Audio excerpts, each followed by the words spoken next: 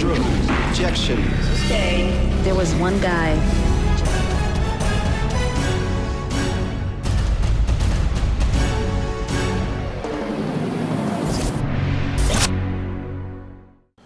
Break के बाद दोबारा हाजिर हैं और अपनी गुफ्तगू बढ़ाते हैं सैयद साहब से। सैयद साहब, आप जो फरमा रहे हैं कि गुजर नाले के ऊपर आबादी है और 50 फुट तो उसकी चौड़ान होनी चाहिए थी, कहीं 8 फुट है, कहीं 10 फुट है। बात यह है कि ये सब इनलीगल अनऑथराइज लोग रह रहे हैं, आप क्यों नहीं बाई फोर्स हटाते हैं? आपको जब लियारी एक्सप्रेस बनाना था तो आपने लोगों को उठा के दूर दूर दूर भेज दिया, क्योंकि गवर्नमेंट ने सोच लिया था ये प्रोजेक्ट हमने करना है, पर वो रह गया आधा वापसी का जाने का है।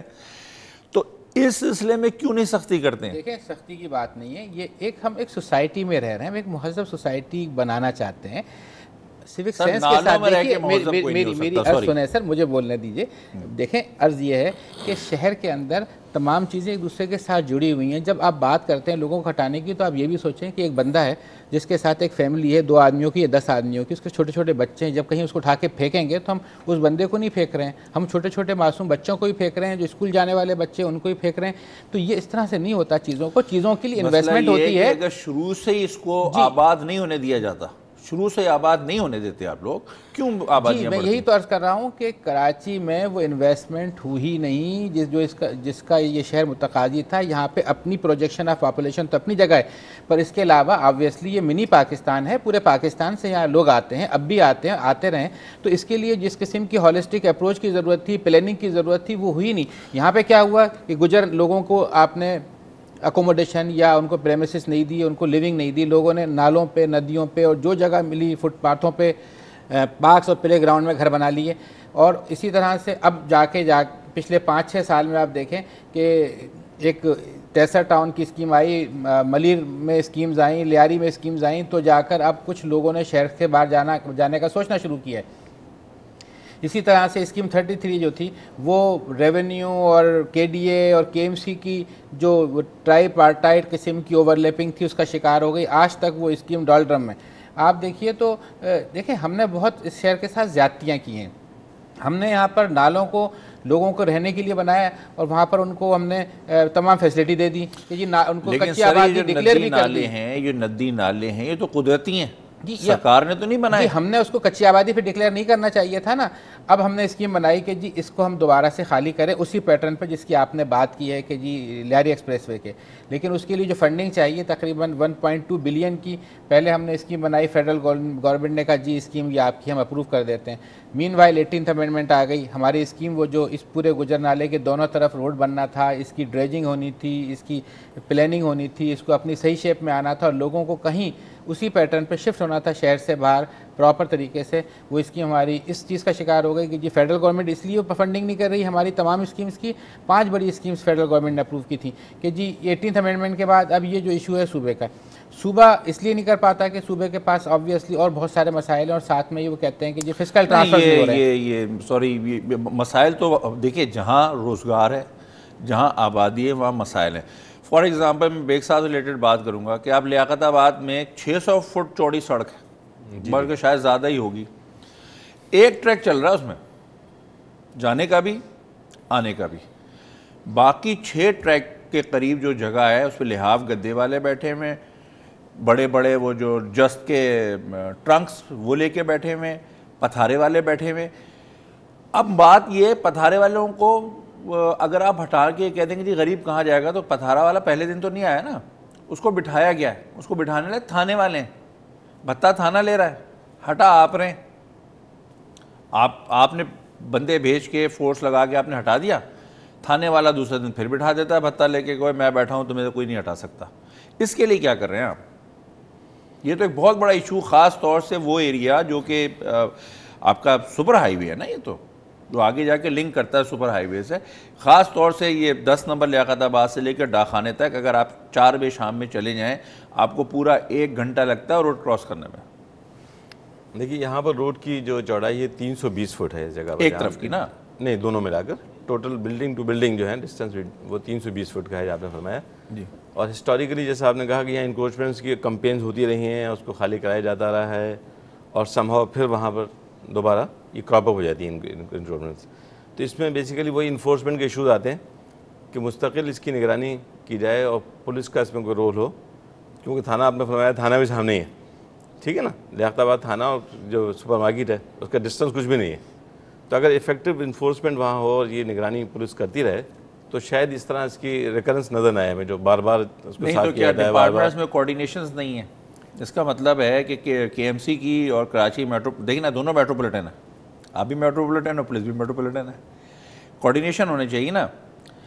अगर कोई सरकारी अफसर आला गुजर रहे हैं वहाँ से तो एक भी आपको ठेला पथारा नज़र नहीं आएगा, कोई वीआईपी मूवमेंट हो रही है कोई नज़र नहीं आ रहा। वीआईपी तो एक आम आदमी भी है ना, ये मुल्क आम आदमी के लिए, सायरन बजाती हुई गाड़ी वालों के लिए नहीं है, ये हमारे जैसे लोगों के लिए जिनको एक एक घंटा लगता है वहाँ से गुजरने के लिए। हम टैक्स पेयर हैं, हम टैक्स दे रहे होते हैं, उसका कोई सदबाब नहीं है, तो क्यों नहीं कोऑर्डिनेशन करते? देखिए अतीक साहब ने जो बात की, मैं बताऊं आपको कि देखिए सबसे बड़ा इशू एक इस शहर का ये भी रहा है और ये बड़ा डायलेमा है कि इस शहर को जो कंट्रोल करने वाले अदारे हैं वो एक दो थोड़ी हैं, ये 17 अदारे 27 अदारे इस शहर को चला रहे हैं। इसमें आप अगर मौजूद मुल्कों की बात करते हैं तो वहाँ पर एक अगर मेट्रोपॉलिटन कॉरपोरेशन है वो पूरे शहर का नज़्म निज़्म देखती है, उसमें पुलिस जो है, पुलिस की भी कई ब्रांच है जो इस किस्म की पुलिस है जो एनक्रोचमेंट के हवाले से काम करती है, जो शहर के अंदर माइनर ऑफेंसेस है ये पुलिस जो वो मेट्रोपॉलिटन कॉरपोरेशन देखती है, ट्रैफिक पुलिस मेट्रोपॉलिटन कॉरपोरेशन देखती है, और बाकी जो हिनस ऑफेंसेस के अलग यूनिट्स होते हैं, अलग क्राइम यूनिट्स होते हैं, फॉरेंसिक होती है। अब फिर आप देखें रोड्स की बात देखें, आप ज़मीन की बात देखें, यहाँ पर 17 अदालत लैंड ओनिंग एजेंसी है, एक रेलवे खुद एक अदारा है, कैंटोनमेंट बोर्ड्स हैं, यहाँ पे सिविल एविएशन अथॉरिटी है, उसके अलावा पाकिस्तान स्टील है, आपने पोर्ट कासिम है। और आप यदि एक बेहसी की हद ये है कि पिछले 5 सालों से कराची का हर शहरी सफ़र कर रहा है, शाहराह फैसल पर पानी भर जाता है 2-2 फीट 3-3 फीट, ये सारा पानी एयरपोर्ट से आता है। Civil aviation authority charitable organisation नहीं है, वो वहाँ से पैसे कमाती है। तो हमने उनको रिक्वेस्ट की कई दफ़ा कि भाई आप ये पानी भर जाता है, हम आप मिल के को शेयरिंग पर एक यहाँ पे नाला बना देते हैं जो कि सारा पानी लेके चला जाए। लेकिन किसी को क्या गर्ज है, बात यह है कि सिविल एविएशन को जहाज़ों से पैसे ले दें, उनको अपने उससे इंटरेस्ट है, पानी निकल के एयरपोर्ट की पूरी जुरिडिक्शन का कहाँ जाता है, लोग कितना डूबते हैं, लोगों के घरों में कितना पानी जाता है। And so as the case of other organisation, सिर्फ केपीटी हमारी मदद को आई, केपीटी ने हमें मदद की, उन्होंने फ्लाईओवर बनाया, अंडरपास बनाया, इसी तरह से कुछ मदद हमें एक आध और अदारे ने की है, स्टील मिल ने हमारी मदद की। बाकी कराची में बड़े बड़े अदारे हैं और वो कराची की सहूलियात को यूज़ कर रहे हैं, इसके रोड नेटवर्क को यूज़ कर रहे हैं, अपना पानी सेवरेज सब यहाँ पानी यहाँ का यूज़ करते हैं, सेवरेज यहाँ के नालों में डालते हैं। और शहर की डेवलपमेंट के लिए अगर हम उनसे बात करते हैं कि जी प्रॉपर्टी टैक्स की, तो वो कोर्टों में चले जाते हैं। सनतकारों को कहाँ से पैसा आएगा? देखिए 6 कंटोनमेंट बोर्ड्स हैं कराची में, लेकिन लगता यह है कि सारा जिम्मेदारी जो है वो केएमसी की है, लोग केएमसी को जानते हैं। वो जुरिडिक्शन जो हमारी नहीं है, हम वहाँ पर भी काम कर रहे होते हैं। जो हमारा बहरहाल अल्टीमेटली देखें, शहरियों की अम्ब्रेला ऑर्गेनाइजेशन हम हैं, कहीं पर भी कोई प्रॉब्लम हो, फायर ब्रिगेड किसी ने नहीं रखा हुआ, पूरे शहर में कहीं आग लगती है तो वी आर देयर। खबा किसी के जुरिडिक्शन हम कभी नहीं कहते ये हमारा नहीं है। बरसात होती है, पानी के लिए पंप चाहिए होते हैं, पूरे शहर में अगर कहीं प्रॉब्लम है किसी की जुरिडिक्शन हम करते हैं। बात यह है कि शहर का दर तो केएमसी को है और होना चाहिए। मुझे इससे गरज नहीं है कि कितने बोर्ड चल रहे हैं, कितने डिपार्टमेंट चल रहे हैं, मुझे गरज ये है कि मैं एक पाकिस्तानी मुहिब्बे वतन शहरी हूँ और मुझे इस मुल्क से मोहब्बत है, मैं इस मुल्क के लिए कुछ करना चाहता हूँ और इस मुल्क से मुझे भी कुछ मिलना चाहिए, जो मेरा राइट है, जो मेरा हक़ है। इन झगड़ों में नहीं पड़ता कि जी ये बेग साहब की ज़िम्मेदारी थी या सैयद साहब की ज़िम्मेदारी थी। सैयद साहब भी सरकारी मुलाजिम है, बेग साहब भी सरकारी मुलाजिम है। इन दोनों की ज़िम्मेदारी है कि मुझे मेरे आराम, मेरे आसाइश का ख्याल रखें।